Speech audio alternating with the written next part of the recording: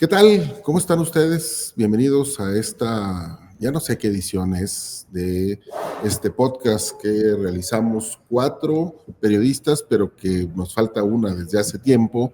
Pero aquí están, como cada semana, Nacho Alvarado. ¿Qué tal? ¿Cómo estás, Nacho? Buen día. Saludos al Pues buen respetable. día, saludos y gracias ¿Qué tal? por venir acá. Y acá también está, como cada semana, Enrique Basolo y su nación Petatiux. ¿Qué onda, Enrique? Hola, ¿Cómo estás? ¿cómo Buen día. están? Gracias, por fin se nos hizo, después de 3 días de estarlo posponiendo, ya estamos reunidos finalmente. Hombre, es que las crisis llegan a todos lados y entonces aquí hay que capotear el tema Tampoco le exageres, de nomás fueron 2 información. días, nomás fueron 2 días. Nomás, ¿verdad? Sí, Sí, sí, nada sí. más. Ahí la llevamos. Pero bueno, vamos a entrar en materia rápidamente para poder avanzarle en la discusión de los temas que tenemos en la cartuchera esta semana. Y en primer lugar está este asunto de los reportajes que se publicaron en los últimos días, no solamente el que desde hace algunas semanas o meses traía trabajando en público Anabel Hernández, sino también el de este periodista norteamericano Tim Golden, que se publica en ProPublica y tiene que ver con esta investigación que supuestamente hizo la DEA hace ya un montón de años y que habría implicado descubrir algunas conexiones del hoy presidente Andrés Manuel López Obrador con el crimen organizado. ¿Cuál es tu hipótesis sobre este tema, Nacho? Tú que estás muy vinculado al análisis de este tipo Yo pensé de... que al narco. No, al análisis de este tipo de dinámicas. ¿Cuál es tu mejor apuesta de por qué en este momento, por qué ahora, por qué así sale este tema a la luz pública? Que además, está claro, se dice desde el principio, pues no lleva a nada porque la investigación nunca se concluyó y está suspendida por la DEA en Estados Unidos. Bueno, como periodistas sabemos que cuando ocurren ese tipo de publicaciones simultáneas, sobre todo tan estratégicamente colocadas, ¿no? Con 3 periodistas de renombre, en 3 medios importantes y los 3 medios extranjeros. Y con periodistas que también han llevado durante años eh, eh, el ejercicio, la investigación periodística con temas relacionados al crimen, al narco, la corrupción política. Entonces, pensar que esto no fue un acto pactado, yo no quiero decir con esto, no estoy sugiriendo que se sentó a los 3 o que a los 3 se les informó que iba a ser publicado de manera simultánea con otros medios, pero sí creo que hay ciertas condicionantes para que la publicación ocurra en un momento específico, es decir, una fecha precisa. Y, y bueno, mi hipótesis está centrada también en la que ha sido mi tesis durante casi 20 años con el tema criminal. Y es que si nos quedamos solo con la lectura o atrapados en esta narrativa de cárteles, de disputas por la plaza, del Estado fallido, pues me parece que estamos dejando fuera la contextualización de lo que ha sucedido en el país. No voy a decir los últimos 5, 6 años, sino durante los últimos 30 por lo menos, ¿no? Entonces, ¿a qué voy con esto? A que se elige un momento oportuno para golpear la figura presidencial, eso me queda perfectamente claro, y se hace con un propósito justamente de deslavar la imagen de López Obrador en un momento en donde yo diré que no está en disputa la presidencia, sino está en disputa 9 territorios nacionales, con todos sus congresos y sus alcaldías, pero sobre todo el Congreso Federal. Entonces, es ahí donde se va a tejer la verdadera confrontación del poder. Oye, Nacho, Sí. Nacho, perdón por la interrupción, pero entonces, en tu opinión, esto que ocurre tiene una clara intención electoral y el gobierno de Estados Unidos entonces estaría interesado en influir en las Desde elecciones, luego, en mira, el mira, derrotero. sí, decía, perdón, si nosotros nos ponemos a analizar un poco lo que ha sucedido de la Segunda Guerra hacia acá y vemos otras latitudes del mundo, Oriente Medio, África, Centro, Sudamérica, sobre todo Colombia, vamos a encontrar que siempre hay estas intervenciones desde el Departamento de Estado o a partir de los instrumentos en campo, en este caso de la DEA o la CIA, ¿no? Entonces, aquí caemos en México o nos hemos comprado en redondo, en absoluto, la idea de que las instituciones en Estados Unidos son inmaculadas, son rectas y representan el bien, cuando es todo lo contrario.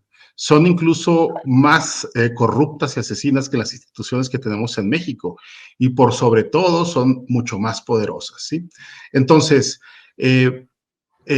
percibir este tipo de trabajos como un ejercicio desinteresado, sobre todo en el momento en que se eh, filtra para que se vuelva público, pues me parece por lo menos un acto de inocencia, por no decir que de entreguismo total, ¿no? Y si ustedes leen con detenimiento los tres trabajos, yo lo hice durante un día entero y los leí más de una vez, pues vemos que es una serie de supuestos y sobre todo se basa en testimonios de personajes cobijados por el sistema de justicia estadounidense que pues habría que cuestionar la credibilidad. Ahora, qué es lo que se maneja como contrapunto? El juicio contra García Luna, ¿no? Entonces es que también se basó sobre testimonios. Nada más que aquí hay una diferencia notable. Nosotros vimos cómo se condujo la política de seguridad pública en el gobierno de Felipe Calderón.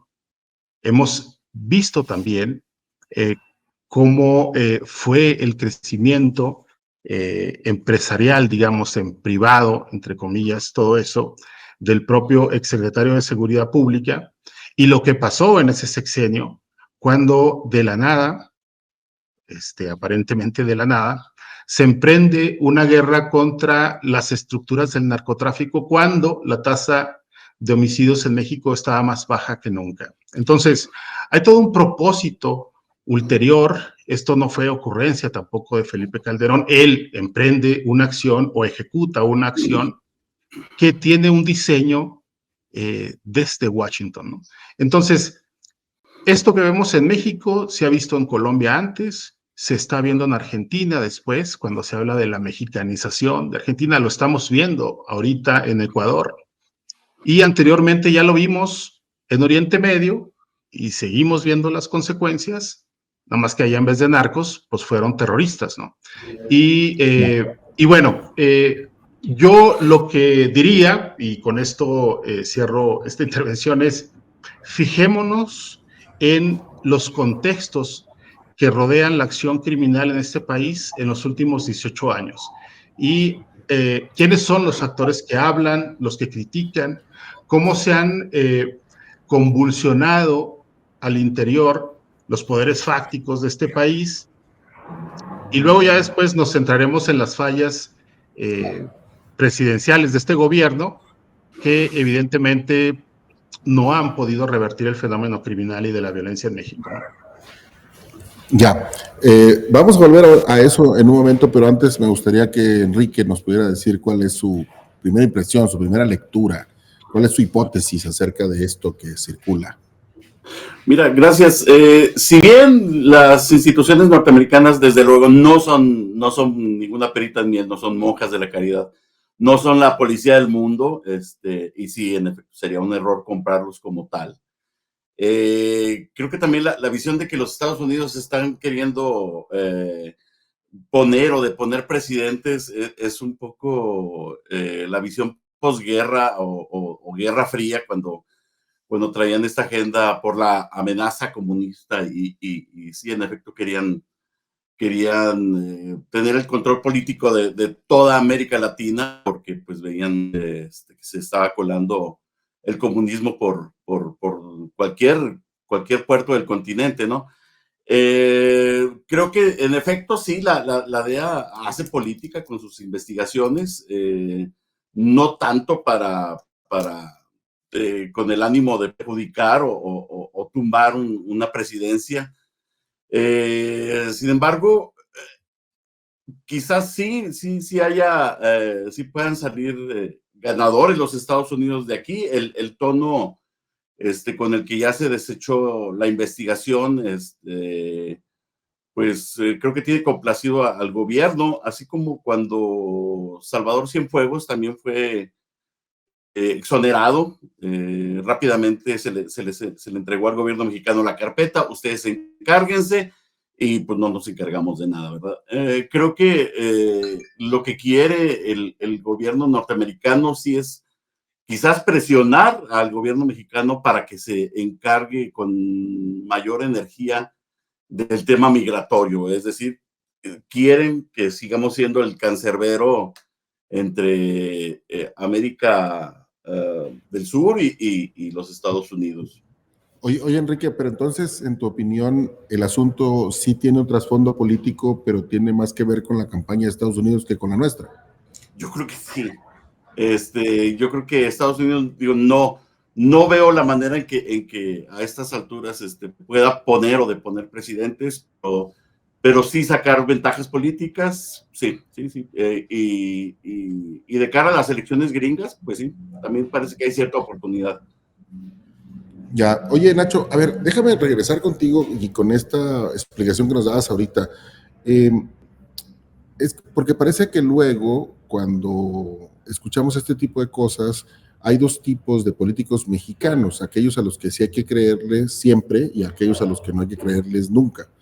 Y López Obrador estaría en los que hay que creerles siempre.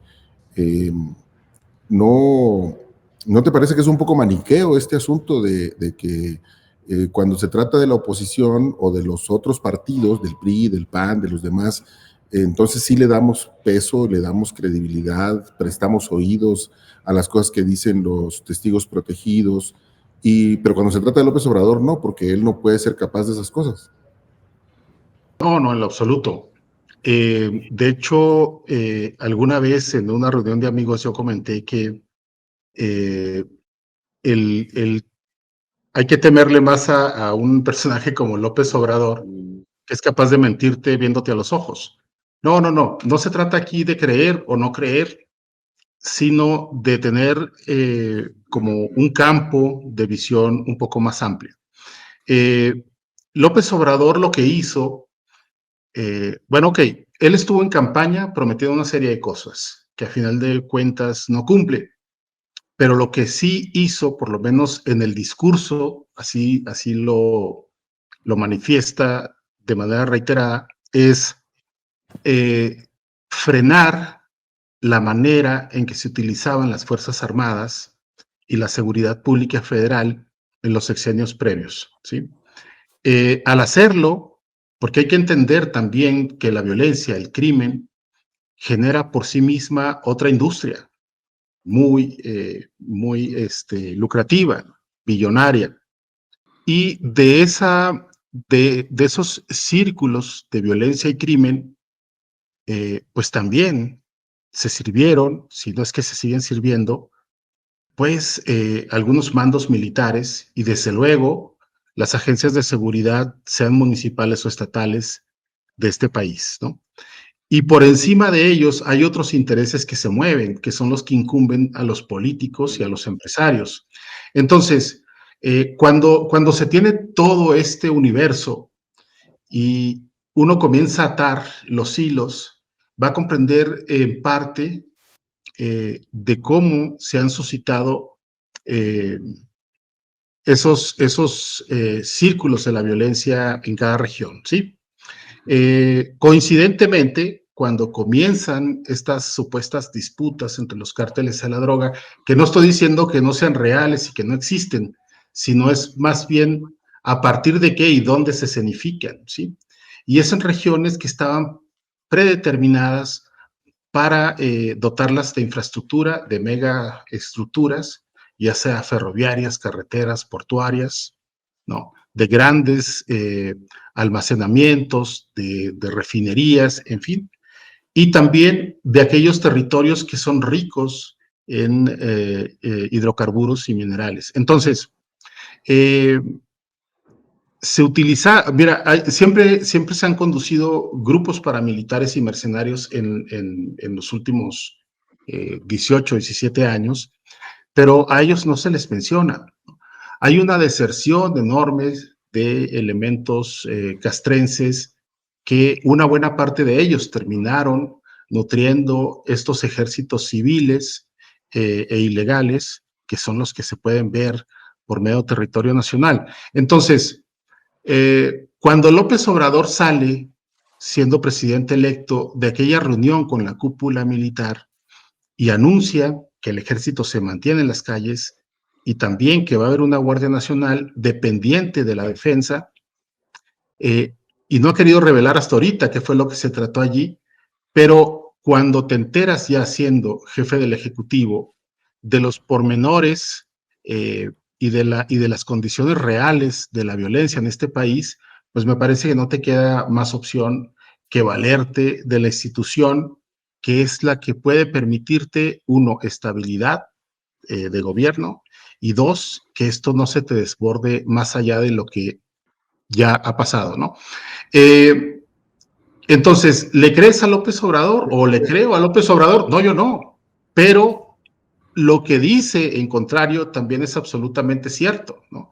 Hay muchos intereses que se tocaron en este país, digo, comenzando por todo el tema de las energías limpias, los territorios, el tema del fracking en norte de Veracruz, Tamaulipas, Nuevo León, Coahuila, en parte del noreste de Chihuahua. Entonces, desde luego que hay gente muy molesta que quisiera haber destruido a este presidente y que no quiere una continuidad.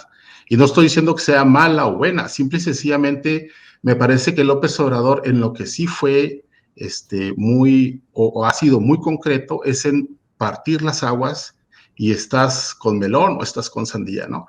Pero eso no significa que tengas adhesiones o no adhesiones. El tema es que a la oposición, a los adversarios políticos, los deja sin armas, porque es una bola de corruptos, ¿no? Es una bola de individuos que se valieron de la depredación sistemática, de la demolición institucional y de la depredación social en este país. Ya, en ese sentido, Enrique, digamos, ¿tú qué consideras? ¿Es relevante el tema? ¿Tendría que ocuparnos? ¿Deberíamos desecharlo? ¿Es uno más de los elementos que solemos ver cuando hay procesos electorales? Digamos, vamos a seguir viendo cosas de este tipo y entonces no nos asustamos, ya nos anestesió la realidad y pues no importa. Una cosa más que le echamos a la canasta. ¿Qué piensas de eso? Mira, creo que difícilmente va a surgir algo que pueda mover el resultado de las próximas elecciones. Creo que Andrés Manuel va a ser sucedido por su candidata, por la del partido oficial. Esto le puede ir dando argumentos a la oposición para fortalecerse, quizás en cierta medida ir conquistando algunas posiciones en el Congreso, que es lo único que le queda, quizás hacerle perder la hegemonía morenista parlamentaria. Difícilmente la gente que está convencida del proyecto López Obradoriano va a cambiar, así le presentes 1000 reportajes como este. Digo, hablamos de una convicción, un enamoramiento electoral muy, muy fuerte, el romance que tiene el electorado con López Obrador. Así que difícilmente veo que vaya a haber un cambio de escenario. Sin embargo, bueno, pues estuvo un poco curioso ver cómo en el caso García Luna, que es uno de los ladrillos donde ha afincado la superioridad moral el presidente, pues emana también de una investigación de la DEA. Entonces, aquí como que se dio en el balazo en el pie. Entonces, ¿tiene o no la DEA cierta credibilidad o no? ¿O nada más cuando me conviene? Eso fue el detalle simpático. Pero o capacidad de intervenir, ¿no? En este caso. O capacidad de intervenir, sí. Claro, pero a ver, es que ese punto en específico, la capacidad de intervenir. Si el asunto es que se quiere intervenir en un sentido, que tendría que ser, si les estoy entendiendo bien a ambos, o te estoy entendiendo bien a ti, sobre todo, Nacho, es intervenir para favorecer a Xóchitl Gálvez, porque pues obviamente no se va a golpear a López Obrador para favorecer a Claudia Sheinbaum, y tampoco creo que cuente en esta ecuación el candidato de MC. Por un lado está esa parte del interés de intervenir, por el otro está esto que dices tú, Enrique, de pues no creo que pase nada que cambie el resultado, este es un arroz que ya está cocido.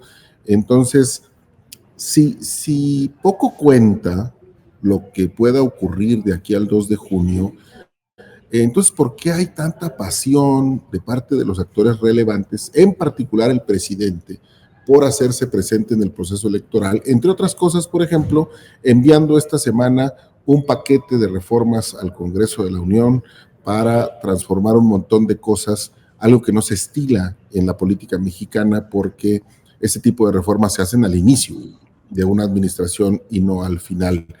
¿Es relevante esto también? ¿El presidente quiere ser el centro de la elección? Desde luego, si me permites contestarte, Carlos, el presidente es perfectamente consciente de que el gran activo electoral de México desde hace un montonal de años, casi 2 décadas, es él. Él arrastra consigo una base de electores que ya quisieran varios partidos juntos, incluyendo ahorita los que fueron los partidos mayores, los de grandes ligas, PRI, PAN, ya quisieran ahorita la base de electores que desde hace, les digo, casi 2 décadas arrastrarlo. Entonces, él tiene que hacerse presente, tiene que jugar como actor, un papel activo para cerciorarse de que su candidata llegue a la presidencia, y aún después de que su candidata llegue a la presidencia, ese peso tan fuerte electoral va a seguir ejerciendo como un papel como de espada de Damocles. Pero ¿qué sería en ese contexto más importante, Enrique? ¿Que asegurar el triunfo, que por un lado nos decías tú, parece que eso ya está hecho, o trascender el sexenio y seguir mandando después de 2020? Trascender el sexenio, definitivamente. El legado de AMLO, decía por ahí un analista, está inconcluso si se muere con su sexenio. Si llegara alguien de oposición o alguien que, aunque fuera de su partido y no sea afín a las políticas y a la doctrina López Obradoriana, se quedaría a medias su legado, y eso es lo que más le importa a Andrés Manuel, que se termine de escribir su nombre en piedra junto a los otros próceres con los que ya ves que el logotipo de su administración federal pues tiene ahí a los padres de la patria, a los héroes de cada una de las transformaciones. Él espera estar ahí en un momento dado, colocado a un lado. ¿Tú cómo la ves, Nacho? Bueno, unos segundos para cerrar el tema anterior. No creo que la DEA quiera o esté procurando influir necesariamente en el resultado electoral. No, yo creo que son mensajes hacia el futuro. Mensajes para el estamento político mexicano, comenzando por el presidencial. Y bueno, creo que ha cumplido su cometido. Incendió algunos fuegos por allí, ¿no? Ahora, con este otro tema, mira, yo siempre he discrepado de esta idea que se maneja en los principales círculos de la opinión pública, de que López Obrador se quiere perpetuar o que se quiere extender en su ejercicio de gobierno, ¿no? Ahora, su influencia política, sí. Perdón si te interrumpo. No hablé de perpetuarse en el poder ni nada. Digo, por precisar, ¿no? Yo estoy hablando de su legado que tiene. Bien, sí. Está en construcción. Ok, sí. Y lo que sí es un hecho es que su influencia política no se va a terminar con el sexenio, ¿sí? Entonces, ¿qué es lo que estamos viendo? Estuve escuchando estos últimos días y leyendo acerca de este paquete de reformas constitucionales que envía el presidente. Y mira, me quedan claras dos cosas. Uno, la enorme capacidad política del presidente, ¿sí? Que por más que lo quieren sepultar, no se ha podido, ¿sí? Entonces, cuando hablan de que rompe las reglas, de que así no era en el pasado, de esto, creo que no se han dado cuenta que las cosas ya cambiaron, ¿sí? Y número dos, o el segundo punto que más me llama la atención es ver la pobreza intelectual y de profundidad que exhiben los más reconocidos líderes de opinión e intelectuales de este país, ¿sí? Les gana, los rebasa la rabia, el coraje, y dicen una serie de estupideces y puras pendejadas superficiales, pero en realidad insisten en lo mismo, que este presidente esto, que este presidente lo aquello.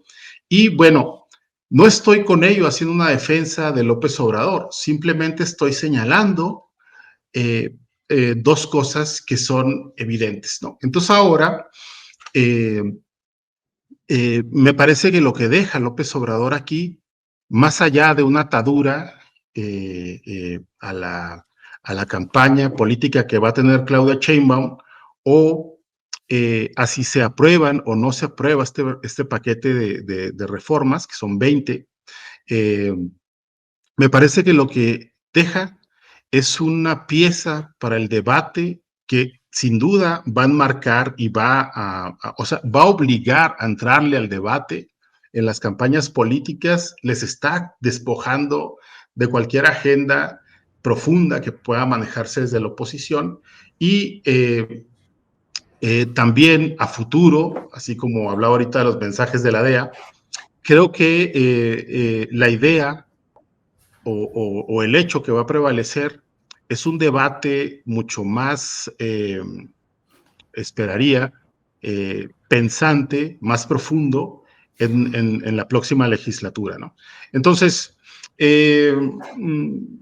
digo, si uno revisa cuál es el paquete que maneja López Obrador, digo, hay cosas que pues caen en esta necedad o en algunos absurdos, pero buena parte de ellos son imposibles de soslayar porque interesan a la mayoría de la población mexicana, que tiene que ver con temas de pensión, tiene que ver con temas de condición social, de mejor condición social, y eso difícilmente se puede como esquivar con mezquindades. Entonces, vamos a ver qué pasa, ¿no? Porque pues tampoco es que le podamos pedir peras al olmo. Bien, el asunto nomás es quién sería el olmo. Pero bueno, a ver, Enrique, querías hacer un apunte. Sí, a ver, bueno, Nacho, con todo respeto, ¿te preocupa la estulticia o la idiotez de algunos? Y sin respeto también, maestro, déjele caer. También.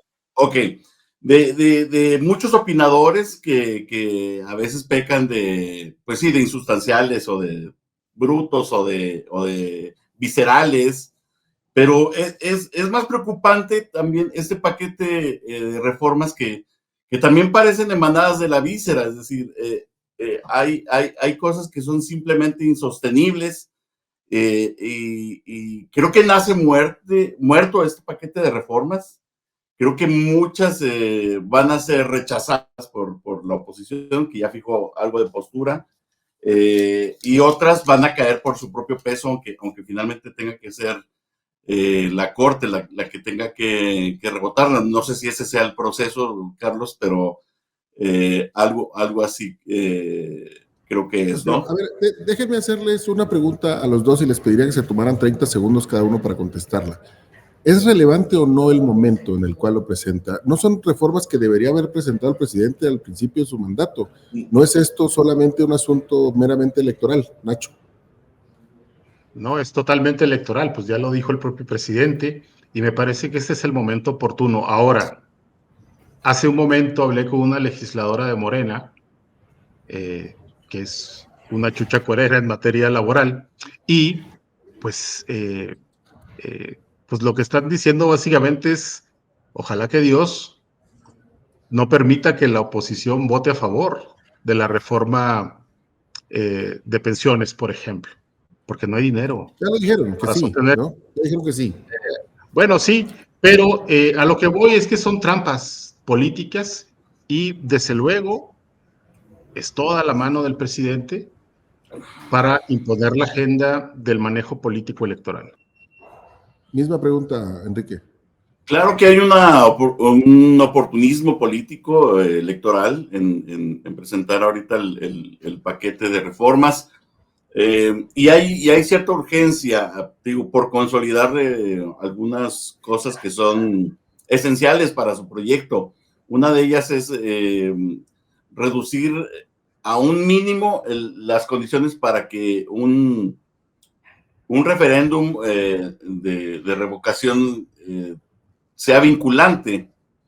Ese va a ser el amago que va a tener Andrés López Obrador para el siguiente presidente. Lo acaba de decir, creo que Riva Palacio en su artículo, pero eso es algo que yo ya había o vengo diciendo desde hace un par de años y otros articulistas, no es una idea mía. Es una guillotina para el siguiente presidente. Va a decir, mira, yo aquí tengo el suficiente activo para tirar a cualquier presidente con un mecanismo de revocación, cualquier presidente que no respete lo que yo dejé como legado. Entonces, me parece que hay una urgencia de López Obrador. Les propongo una cosa respecto del paquete de reformas, porque creo que va a dar para discutir durante las siguientes semanas, de aquí al 2 de junio, creo que va a ser un tema. ¿Qué les parece si en la próxima edición de este podcast cada uno de nosotros trae algún detalle que le haya llamado la atención, porque es relevante, porque no lo sea, porque significa un riesgo, porque significa una oportunidad de alguna de las propuestas concretas de reforma para que lo podamos discutir? Y movámonos al último tema para poder ir cerrando, porque siempre se nos cuelga el tiempo. El asunto de la migración. El asunto de la migración y la crisis que tenemos en la frontera con Estados Unidos. Pareciera que solo importa allá en la contienda presidencial que se está librando en Estados Unidos, pero lo cierto es que es muy relevante para nuestro país, o ustedes me dirán lo contrario en caso de que así lo crean, pero el tema de que haya unas nuevas reglas en Estados Unidos para ordenar la migración tiene que ver de manera profunda con la relación de Estados Unidos y México. Y eso parece que va a estar otra vez en el centro de la discusión política cuando en Estados Unidos también hay elecciones. ¿Hay un riesgo allí o es otra vez un asunto que hay que tolerar mientras Donald Trump hace campaña para volver a la Casa Blanca? Nacho. No, evidentemente se trata de una crisis humanitaria que en esta región concreta pues no tenía antecedentes hasta antes del 2018, 2017, ¿no? Pero justamente ayer estaba echando un telefonazo con Alejandro Gutiérrez, que es el corresponsal de Proceso en España, y tocamos brevemente el tema, coincidentemente, de la crisis migratoria. Y hablábamos cómo, por ejemplo, en esta migración hacia Europa, pues el volumen es escandalosamente mayor de lo que vemos pasar por México, ¿sí? Y la tragedia también se vuelve mucho más profunda. Y digo, más allá de lo que está provocando o de las condiciones que generaron este momento, sin duda estamos hablando de una de las crisis más sensibles que han definido también la relación de política exterior de México y Estados Unidos a través de las décadas. Entonces, sí, el elemento punzante o el elemento que eleva esto a otra dimensión, pues sin duda es Donald Trump, ¿sí? Pero invariablemente o independientemente de Trump, el tema ha sido no solamente un argumento de política o de discurso político, sino de acción de gobierno, en este caso de los Estados Unidos, que ha obligado en este sexenio a intervenir, quebrantando más de una ocasión las líneas discursivas del propio presidente López Obrador, ¿no? Entonces, es un tema que está allí, que en campaña, o bueno, todavía no hay campañas, pero hasta ahora ninguna de las dos candidatas, no voy a mencionar al morro este de MC porque no pinta, pero ninguna de las dos candidatas, pues, ha hablado gran cosa sobre el tema. Veremos si en la campaña lo hacen. Enrique, nos van a agarrar de piñata otra vez, y en todo caso, ¿cómo lo evitamos? Ah, cabrón, si yo supiera cómo lo evitamos, ya hubiera pedido la chamba que dejó vacante Chelo Ebrard, porque realmente no veo manera de que digo, desafortunadamente nos toca hacer el colchón entre este flujo migratorio que es cada vez más agobiante. Como dice Nacho, sí, no tenía precedentes, eran cosas que solo habíamos visto de África hacia Europa o así, pero bueno, las caravanas están conformadas por miles de personas, que algunos van a lograrlo los menos y muchos se van a quedar aquí y se va a convertir en un problema. No quiero que esto suene a racismo o insensibilidad, a un problema de orden legal, de orden pues social, que no para el cual no estamos preparados y para el que solo le estamos ganando algo de tiempo a los Estados Unidos también. ¿Y cuáles serían las repercusiones? ¿Nos vamos a doblegar otra vez, Nacho? ¿Nos van a obligar a doblarnos otra vez, como lo ha presumido tantas veces Donald Trump? ¿Hay alguna fórmula que nosotros tendríamos que explorar para dejar de ser una piñata en el proceso electoral interno de los Estados Unidos? Creo que no hay ninguna probabilidad si Trump repite como presidente de los Estados Unidos, y me parece que México terminará, por mucho que en el discurso digan lo contrario, terminará por sellar la frontera sur o el istmo de Tehuantepec, según se quiera ver, ¿no? Pero la violencia, la tragedia que cierne a estas caravanas de migrantes, me parece que no van a acabar, no van a terminar. Y bueno, creo que no hay forma de evadir o de evadirse de una crisis de esta magnitud. Bueno, pues entonces a resignarnos, Enrique.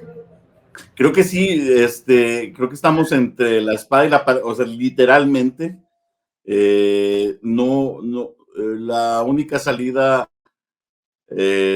práctica que encuentran los gobiernos es efectivamente sellar el paso a base de violaciones a los derechos humanos, y todos los gobiernos han optado, digo, por adherirse a esta postura cómoda, que es políticamente cómoda, desgraciadamente. Ya, pues entonces seguramente vamos a seguir viendo estas cosas a lo largo de las próximas semanas, y conforme avance el proceso interno en Estados Unidos y Donald Trump se acerque más a la oficialización de su candidatura, a menos que lo pare alguna corte o alguna corte o alguna prostituta, alguna ex prostituta. Eso ya quedó claro que no lo detiene. Es combustible, ¿no? Para él.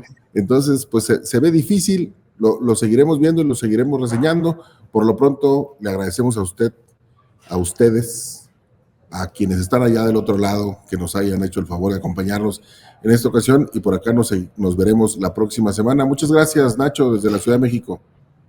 Nos vemos el próximo lunes, martes. Lunes, martes, algún día de la próxima semana. Gracias, Enrique, Juan Saltillo. Gracias. La próxima semana el Temach aquí con nosotros. Vale, que estén muy bien. Nos vemos. Buena semana.